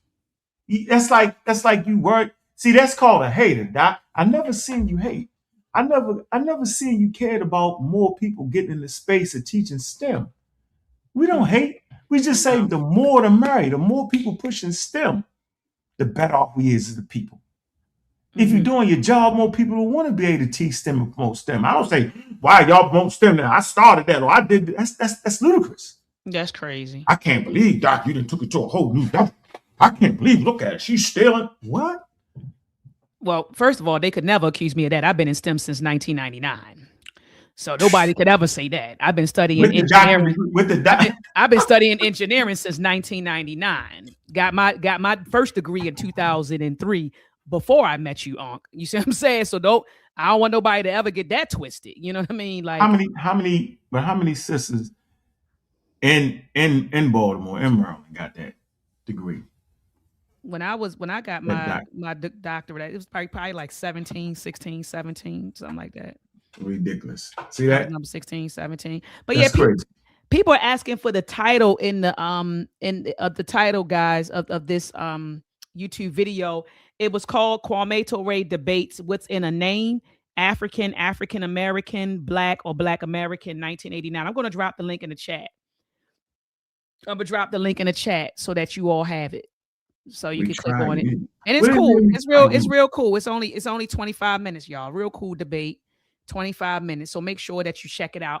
And before we close out, Ankh, I do want to show this trailer because you said your phone was ringing off the hook. So I do want to address that really quickly. This was a trailer that Brother Tariq dropped for Hidden Color 6. That Brother Tariq Nasheed, and yes, I called him brother. Y'all be so mad. Y'all think people really think that like it's a beef. Like we really beefing like street. I'm not street beefing with Tariq. Like if we were really beefing, it'd be like a physical thing for me. It's not an internet. I'm not doing this internet thing. Tariq, do I disagree with some of his rhetoric? Absolutely. But he knows I disagree with some of it.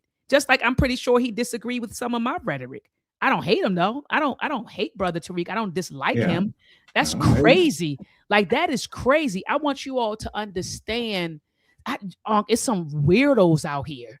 People are really weird on this internet. So because you disagree with someone, that means you dislike them or you hating on them or you bashing them because you may disagree with them or because you may even critique their work. They think that you got a personal vendetta against a person simply because you're offering critiques. That's crazy.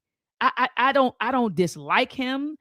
Do I disagree with the stuff he says? Absolutely, I disagree with the stuff he says about Pan-Africanness, the stuff that he says about continental Africans and diasporan Africans. Yes, I disagree with that. But there's some stuff that he does say that I actually do agree with. So I just want to be clear. But when I critique him, it's not coming from a place because I hate that brother. Like y'all are bananas with this stuff and real weird. And let me let you in on a big secret. None of us know each other personally. Right, they keep acting like y'all hang out at the movies. None of us know each other. None of us know each other personally. You see people on different platforms and think everybody's friends and go to dinner and you're around my family, I'm around your family. None of us know each other personally. We don't. We may appear on each other's platforms. We may have debates. We may have discourse. But at the end of the day, that's just what it is. Tariq is getting ready to drop his Hidden Color 6. I had the opportunity to be on it. We shot the footage last April of 2025. So nearly a year ago, he started collecting the footage for the trailer and for the movie, but he never dropped the trailer and he never dropped the movie. Why he didn't, I don't know. But he just decided to drop it a couple of weeks ago. And so then Ankh's phone is blowing up. Oh, Dr. Martin. Oh. Well, let me play the trailer. Hold on. Let's do this. I'm worried about what I'm doing.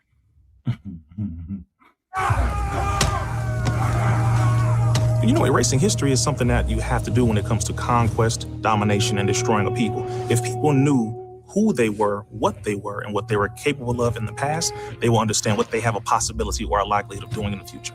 Foundation of Black Americans, we've always had a culture of resistance. We cultivated a culture of resistance on this land, and we've been resisting ever since we've encountered European domination. But nothing was really popping in Europe until the transatlantic slave trade, and that's where they amassed a lot of wealth. One thing that I think is unique about our culture as far as how we resist, how we fight back is just the environment we were put in from day one.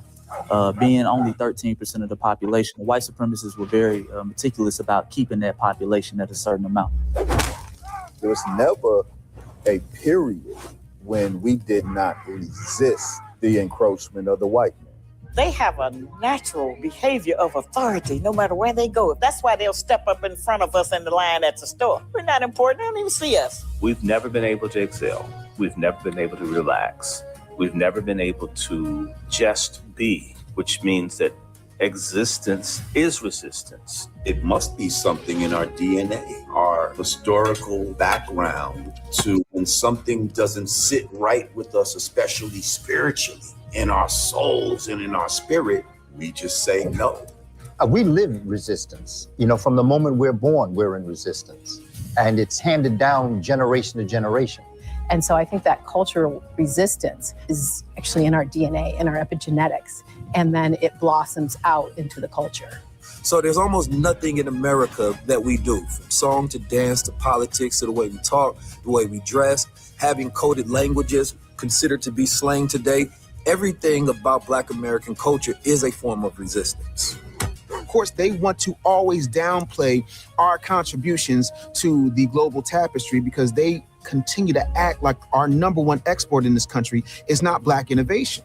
Everyone understands that our resistance has been the cornerstone of what foundational Black Americans have always done. We are the life that breathes everything into this nation. The further back you go, the further Black you go. It's just...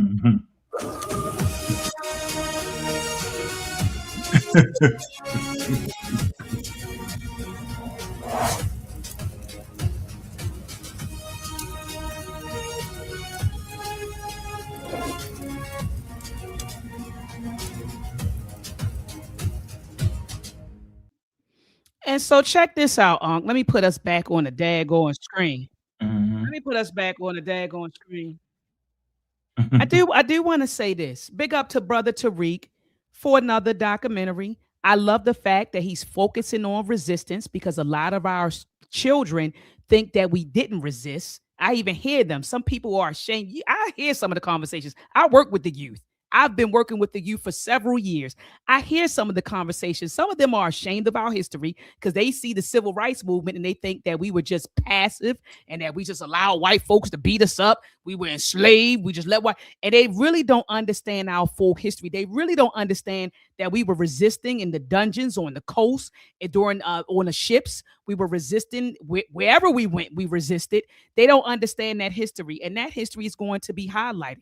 And my whole thing is, can people have their criticism about Tariq and Hidden Color 6?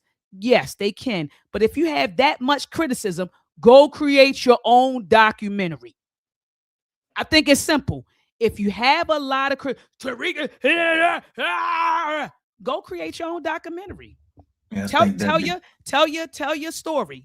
Tell your story. If you disagree with the story that Brother Tariq is telling, tell your own story. But let me tell you all what you're not going to do.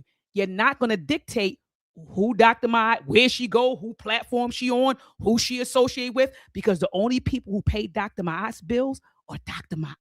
So you ain't going to dictate to me, oh, she shouldn't be doing this. She shouldn't go over here. I'm a grown ass woman and I do what I want to do. I do what I want to do. And let's be clear about that. And I've always been upfront about who I am. I've always told you guys that I am a Pan-Africanist. I always told you that I was a Black nationalist. Those are the ideologies that I subscribe to. But I am a proud African-American, Black American, whatever moniker, if y'all say FBA, ADOS, whatever moniker talks about the people who were kidnapped, who were prisoners of war, most of them, and who were shipped here to here to America, worked from can't see to can't see, were emancipated. Then we went through Jim Crow semi-slavery. Then we went through what happened, the civil rights movement, the Black Power movement, and we're still here because I can trace my lineage back right now as it stands all the way back to 1804, 1805. Hold on, Unc, because you showed your stuff. Hold on. Let me grab my stuff. Hold on, Unc. They get me started. They get me started right now. I'm clear on who I am. I'm clear on who I am. This is just my mother's side, the Francis Webb side. See, we have a whole family plantation down in Sumter County, South Carolina at Congruity Church. My lineage goes back as it stands, Brother Unc. Let me look at this because you ain't got my glasses on. So hold on. My lineage goes back on this side. We traced it 1805 and 1834. So this is where my lineage goes back to. I have no issue showing my family tree, and this is on my mother's side. This is on my mother's side. All right. 1804 on one side, 1834 on the other side. So I'm clear on who I am. I'm definitely foundational to this country. Clear on who I am. So I never, ever, though, Brother Ankh, hid that. Never, never, never. My people, we're definitely foundational to this country. Those are the people that's the lineage that I come from. One side, Sumter County, South Carolina. The other side, South Carolina and Maryland Eastern Shore. That's my father's side, Maryland Eastern Shore, South Carolina. My mother's side, all South Carolina. Both of her branches, South Carolina, paternal, maternal. My father, South Carolina and Maryland Eastern Shore. been here hundreds of years. So I'm clear on that. But yes, I do subscribe to Black nationalism and Pan-Africanism, and nothing or nobody's going to change that. Period. And I'm going to continue to be who I am. I love my people no matter who you or what you subscribe to. I don't care if you ADOS. I don't care if you FBA. I don't care if you Black American. I don't care if you DAFA. I don't care. What's the new one you came up with, Ankh? FBA. I don't care what moniker you all choose. Dr. Ma'at loves you regardless. And whatever ideology you subscribe to, I love you regardless. And I understand and I respect that is your right to self-identify the way you choose. But just know and understand that Dr. Ma'at loves you regardless. Brother Ankh, do you have any closing words for the listening audience? Isaac Jones was born on June 2nd, 1857 in Hanover County, Virginia. See, I know mine's too. I can show mine's born. I can show you right where I fit right here with Isaac Stanford, right? Isaac Stanford and George, my great grandfather. So grandpa right here, see, I know where I'm at, the Jones family, right? So I'm clear on who I am. And, everybody got to fit in this world the way they see fit. Right. I never. Hold on real quick. Nabzy, you go produce your own. I'm busy doing other things. You go produce your own. You produce your own documentary. I'm producing STEM programs and producing engineers. You go produce a documentary. Go ahead, Brother Ankh. So it's not off kilter for me to say. I can't tell Doc what to do because she's grown and she's been solid with me. She has the right to pick and choose how and what she want to do. I always say, no, I think the Hidden Colors documentaries are pure pseudoisms. I said the only person I support in the video, I say the only one right is Dr. Mia. Don't I say it all the time? Y'all just get mad at me. You say it all the time, Ankh. You say, I don't like it, the information. You always, me and you talk about it behind closed doors. You're like, nah, they got that wrong. They shouldn't be putting that out there. Woo, woo, woo, da, da, da, da, da, da, da, da. You say that all the time. But that's my calling. That's what I do. You know what I'm saying? That's not for her to do. And I hate that. Right? I hate that people want to pigeonhole people. That's what you do. You do your thing. And so if you're in a documentary and you bring in accurate information, then damn, they could have put a pseudo in your place and would have messed it up.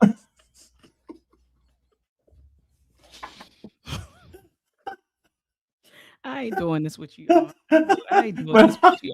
So I was like, man, at least I got to. And then I was lying to people. I didn't even know he was in 6. I thought she ain't in that.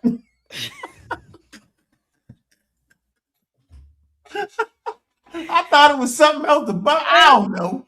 Oh man. My gosh. Don't nobody hate. I don't hate Wesley. All of them, we talk, all of us cool. You know what I'm saying? Like, they don't realize that. We just vehemently disagree. I'm laughing at Tiffany. I'm laughing at Tiffany for over the chat. She like, some people, I keep talking about those listening comprehension skills. Yeah, I don't get it. Make it make sense. You FBA and Pan-African or Black American and one is an ethnicity. Just explained it. Go back and look at it. Rewind the show. Oh, God. Rewind the show. Listen. Doc, look, you your own woman and you're clear on your stance and you just got love in your heart and really you just care about Black people. And at the end of the day, man, if you're a pseudo, whatever it is, me, I draw a hard line because I'm not doing this with you. I draw a hard. I'm never sitting on it. Listen, if I'm sitting on the platform full of pseudos, you're going to know there's a distinct line because I'm not phony. That don't mean we can't go out and have dinner, whatever. You know what I mean? That don't mean we can't have civil conversation. It don't mean that we shooting each other. I always say to Reek, he collect money. He do right by the community. He give them the documentaries that they want, right? I don't see nothing wrong with that. It's my job to produce, right, a documentary that actually brings clarity. You know what I'm saying? So I'm never a hater. I'm a participator, and that's what I do. I like to talk about accurate history of the people in America, specifically African Americans, right? because I feel like there's a mandate, right?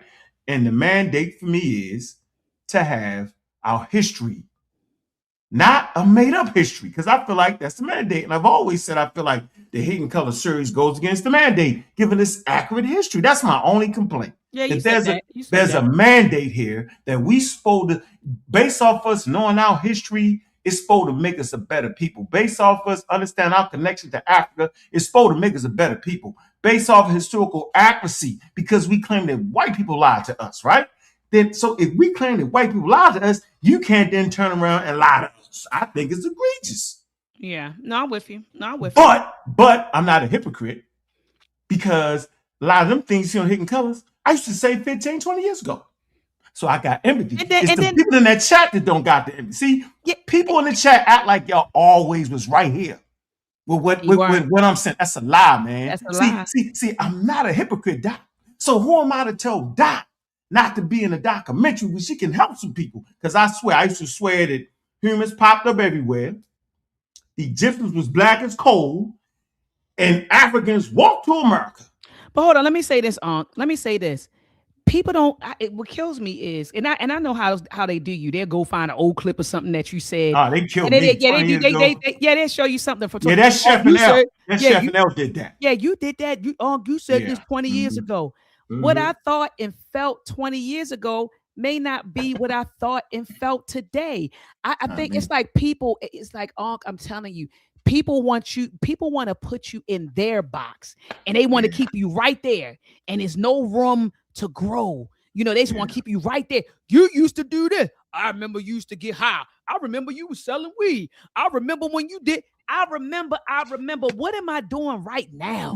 What am I thinking right now? What am I saying right now? How am I living right now?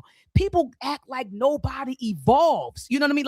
Like people can't change. Like, I used to be a Christian. I was raised Christian. I was brought up in the church. I'm a PK. I was brought up in the church. But I no longer subscribe to Christianity. Do I still go to church? Absolutely. I'll go to church and support my mother, who's a pastor. You sure will. You and Juju stop one step in. Man, Juju was right there with me. Juju was right there with me. So my point is, people grow, people evolve, and it's okay. But people want to, once they hear you say one thing, or you thought this is what they used to be, they want to keep you, they want to put you right here and keep you right there. But what you're not going to do is put Dr. Ma in the box. You ain't going to put me in the box. And I'm not going to allow you to define me nor dictate my moves, my thoughts, my feelings. You don't have that power. I have power over me. You don't have the power.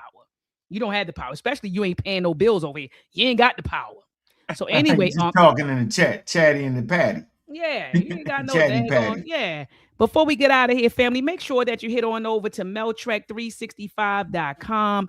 Grab your hoodie. This is a hoodie that's celebrating 100 years of Black history, from Negro History Week to Black History Month. And so let's wear history. Let's wear our culture. So I just put the link in the chat, man. So make sure that you click on the link, grab your hoodie. We're only pressing up 100s, and it's definitely a quality hoodie. Also, family, grab your shirt. Grab your shirt celebrating 100 years of Black history, from Negro History Week to Black History Month. Again, we're only selling 100 shirts. Once 100 are gone, that's it. Quality hoodies, quality shirts. Make sure that you grab yours. Brother Ankh, thank you so much for coming on, Warrior. I appreciate you. This was a beautiful build, man. Beautiful build.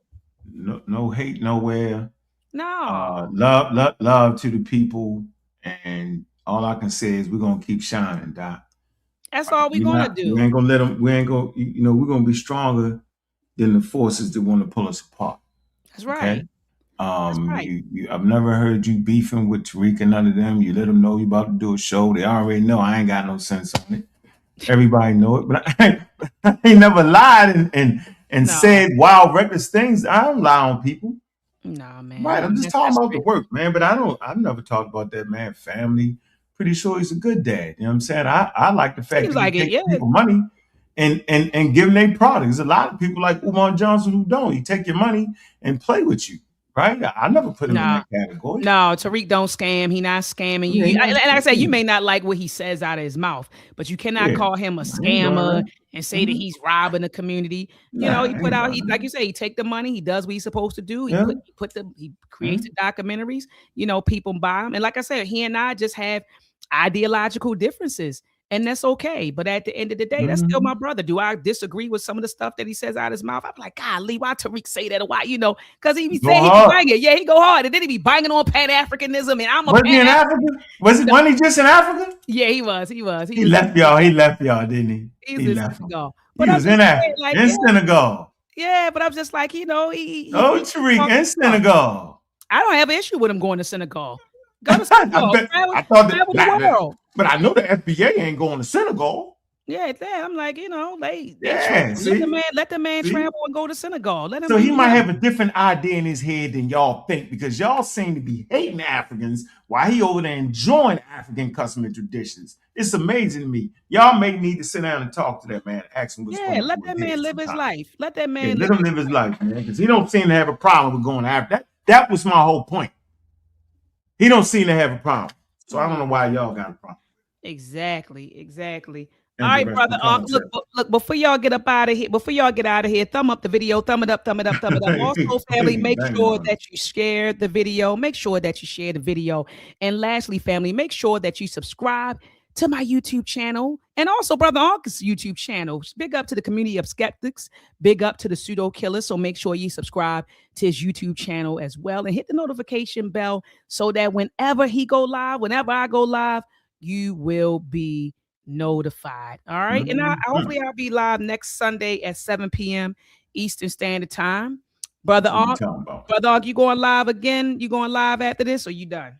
No, I'm done. I gotta get up early. I start a new account. I got a new account that Mom's starting at. You know, just keeping the business healthy, man. Appreciate everybody that has supported me through all my endeavors. And particularly, I appreciate the Black women who has been an integral force in my life from day one, from my aunts, my aunties, my grandmother, and my mother, and everybody else, and all the Black powerful women I met on the way. And Dr. Miyat is definitely one of them. I consider her a friend outside of the internet. Same here. That's different. I know her children. I know her mother, right? Her father. Talk to him, auntie. Sit down, broke bread with him. And that's why when Doc get to talking crazy, I can't say nothing. She got what you want me to do. What you want me to say? If she want to be in Hidden Color 7, what I'm going to say? No, don't be in that. No, I can't. I gotta let her have it. She know what I don't know on something, right? What you want me to do? So leave the sister alone, man. Look, her work is powerful, man. And she's not saying if you FBA, you can't send your children to the STEM camp. No. You ain't heard her say that. If you in America, you can't come. She ain't saying none of that. She doing what she's supposed to do, giving everybody an opportunity to see the world through the lenses of nature, man. I think that's powerful, Doc. And we here in your corner from day one. I appreciate it. No, I appreciate it, Brother Ankh. All right, family. Join me back here next Sunday at 7 p.m. Eastern Standard Time. Peace out. Peace. Right beside the darts of the plan. Whose stone ain't made an art of the man. The new knowledge of power. One more prayer. Knowledge is power, and power is knowledge. Break the chains and experience the knowledge. Find power in power, and truth in knowledge. Once you know, no one can take your knowledge. I read book after book, studying the power, spent hour after hour, learning black power, destroying lie after lie. For the power found self in these pages of conceptual power. I found the truth and I'm not letting go. Frederick Douglass and Booker T found power. Nat Turner found truth in his darkest hour. Mama Harriet set us free and stood for we. In these pages I found power in our history. UEP birthed the panther in me. In me, never let a fascist pig carry me, not me. Revolutionary thoughts, all I read. Normal for my soul, keep my spirit on high. Revolutionary thought is always on the rise. Yeah. Is always on the rise. Love. Knowledge is power, and power is knowledge. Break the chains and experience the knowledge. Find power in power, and truth in knowledge. Once you know, no one can take your knowledge. I read book after book, studying the power, spent hour after hour, learning black power, destroy life. conceptual power. Our problem was never us, our problems was them.